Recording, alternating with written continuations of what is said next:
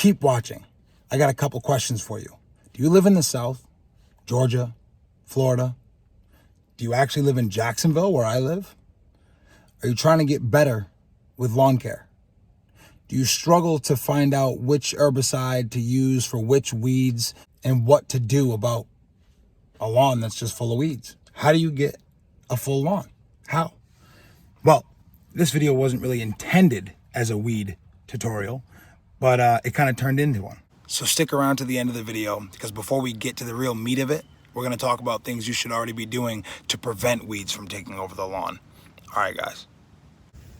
Sometimes when you're doing a lawn, it's actually better to pull up the weeds that are in clusters like this, especially if they have big seed pods on them, like this. That's only going to give you problems, because especially if they're not, mowing. Let me back you guys out. If we're not bagging the clippings, as soon as a weed reaches this maturity like this and it drops these little seeds off, it's planting new seeds. So it's best to just pull them up if you can. Take the extra time and do it. Yeah, you'll have a little bare spot when they're in a cluster like this, but at least it won't be a full spot of weeds. So I actually pull them up like this, and then I spray them with herbicide to kill them, because you put them in a pile, they're still gonna blow around. And you gotta be careful too, because sometimes there's a big bushel of them right here, and then when you start pulling them, you got a St. Augustine stolon running right between it. You see how it's split like this, and you got to pull the weed from underneath. Watch this. Make sure you have just that. Make sure you get it like this. Pull it out from underneath that stolon so you get roots, because you don't want to be pulling these guys up here. Then you'll have haywire looking St. Augustine grass. But pull them out, spray them down. This way they'll die out here. But the reason why you got to be careful about just yanking them out like this, because those St. Augustine stolons split. They crawl between these. So if you just grab them like this and pull them, you're probably going to be pulling up, the St. Augustine grass. If you can get them out without going, hurting these, you can see how the St. Aug is actually weaving through here. There's one going here, a couple going here, and this will fill in no time. But if you just go haywire, it's not going to do very well. And there's some root rot of the St. Augustine grass here too, and I think it's just because the soil isn't draining very well, but we're going to take care of that.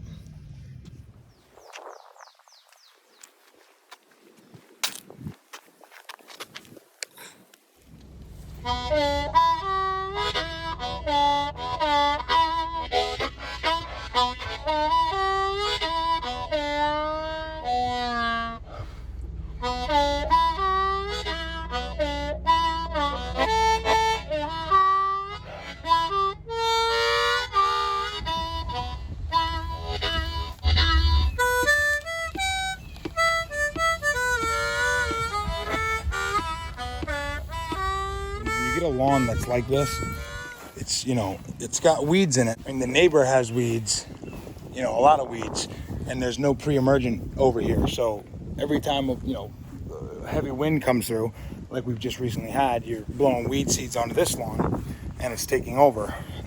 Wild Bermuda mixing in with the St. Augustine, some annual grasses that'll die off pretty easy, some clover. Fortunately and unfortunately, clover spreads really, really fast, but it also dies even faster when you treat it right.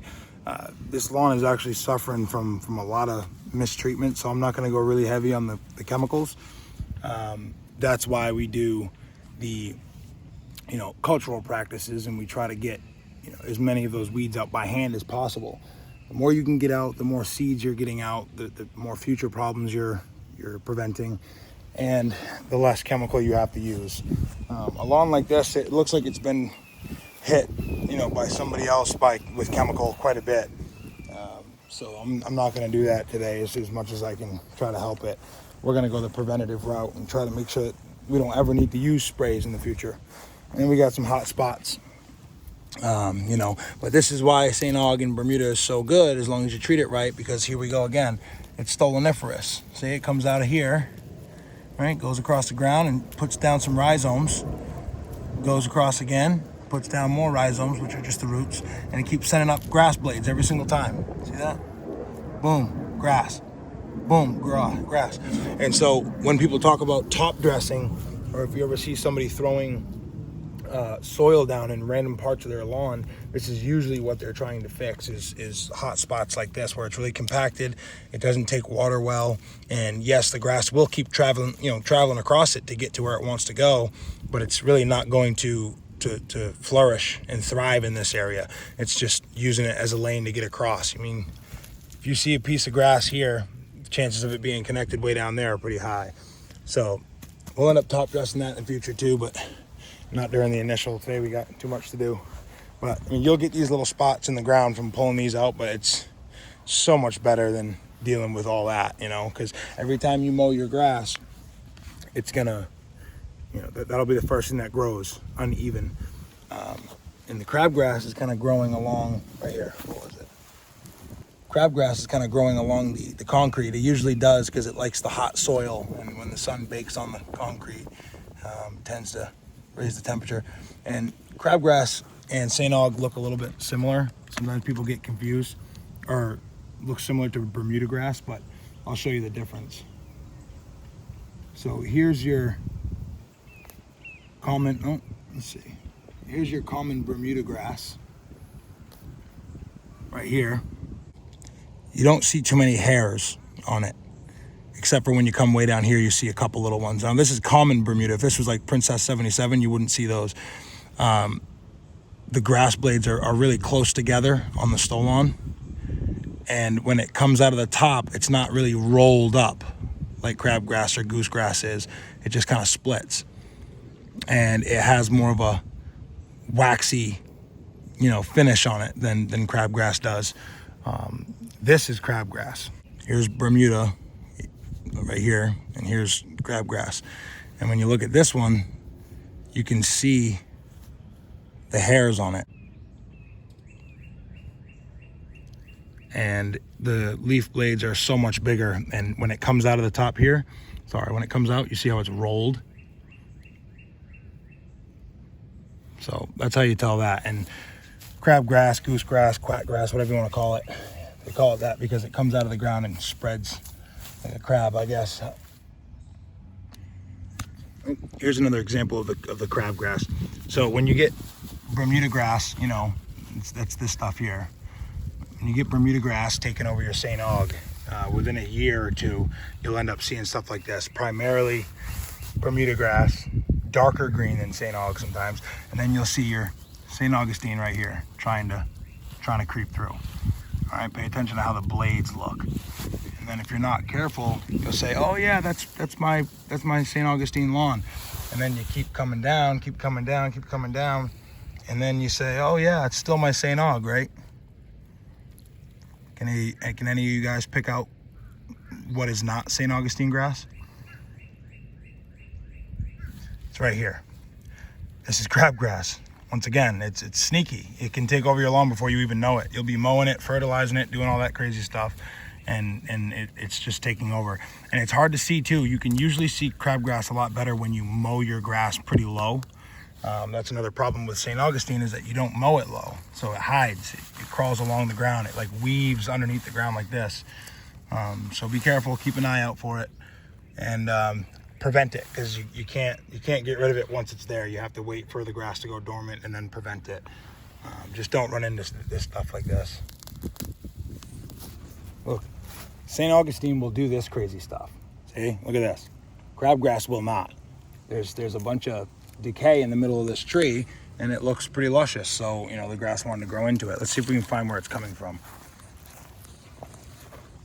Yeah, see right here. So you know it's not getting nutrients from the ground. So it grew up in here. And look. Yeah, see, bugs, decay, the whole nine. And then the St. Augustine crawls out there and comes down fully nourished. Yeah, just pay attention to what your St. Augustine looks like in comparison to your crabgrass. What happens too many times is you think you got a beautiful St. Augustine lawn, but really it's mostly crabgrass. And then you spray your selective herbicide on it to kill off the crabgrass. And you know, hit it with the 2,4-D, and then you end up finding out that 99% of your lawn was crabgrass and it's dead. So identify your weeds. If you're getting into lawns, definitely learn to identify your weeds. You don't have to have all the scientific, you know, Latin names and all that craziness. Just learn the basics. You know, what's crabgrass and what's not.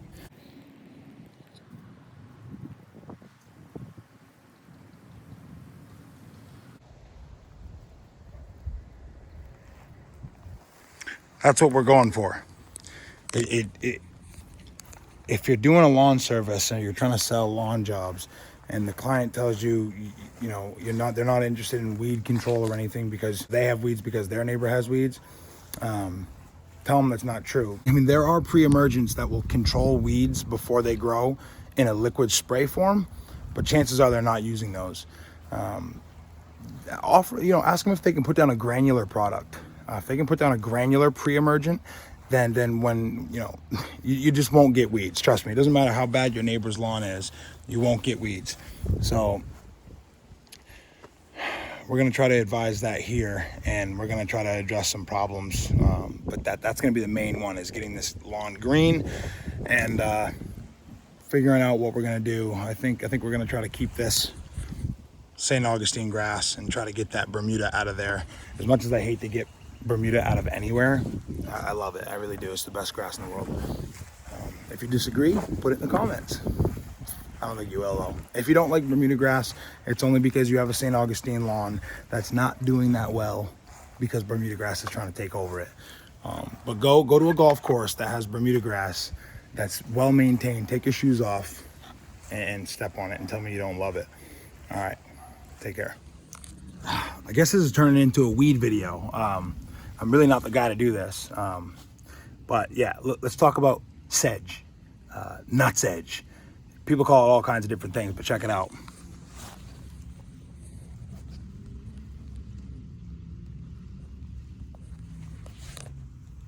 This stuff is the Mac Daddy of them all. If you wanted an entire lawn of weeds that would never ever die, and you wouldn't have to do anything to it but just water it, I would tell you to go ahead and get nutsedge. Now this is purple nutsedge. I guarantee you, I can tell by the root and the seeds. Well, actually I already know. I'm just trying to get you guys to play along. But yes, look. See how it's purple right there? See that? That's why they call it purple nutsedge. Now see all these rhizomes, these roots, these are all interconnected. So if there's one right here and there's another one over there and another one over there, they're all going to be connected in the ground. It's like a little nutlet thing. Some people call it nut grass. Some herbicides call it nut grass killer, but it's usually nutsedge. Now, if you're looking to get nutsedge out of the grass, you need to look on the label. Remember, just read your labels. You guys will be able to teach yourself a lot just by reading the labels. If you have this stuff growing in your lawn, it doesn't always look like this up top. That's actually when it's very mature. It'll usually just look like this. It's more lime green than any of your regular turf. Pull it up, see if you have purple. I don't know if you guys can see that. See if there's any purple on it right there. If it is, that's purple nutsedge. And there's only a couple things that will actually kill that from the root. Sedge hammer is good. If you have it like this established, you need to treat that like double the dose and hit it like every 2 weeks for like a month. It's a slow dyer, but the problem is with this stuff is it gets in the ground, it's all connected, and these roots right here will all connect like about 1 inch, 2 inches, 3 inches under the ground, and it makes it very hard soil. Makes it hard to seed. It repels water. It's awful. My front lawn, you guys remember, go back in my videos and look at how to get a Bermuda grass lawn budget or whatever cheap by seed. This is what my lawn was, my entire lawn. And if you have any areas that where water sits constantly, like where the water table's high, this is probably growing there. Maybe not purple nutsedge. Sometimes you can pull it up and you'll see, you know, on the base here on the roots where it's yellow. That's yellow nutsedge. Most herbicides will kill that. It usually grows on the sides of the edges of sidewalks, things like that. You know, around pavers, anywhere that's hot.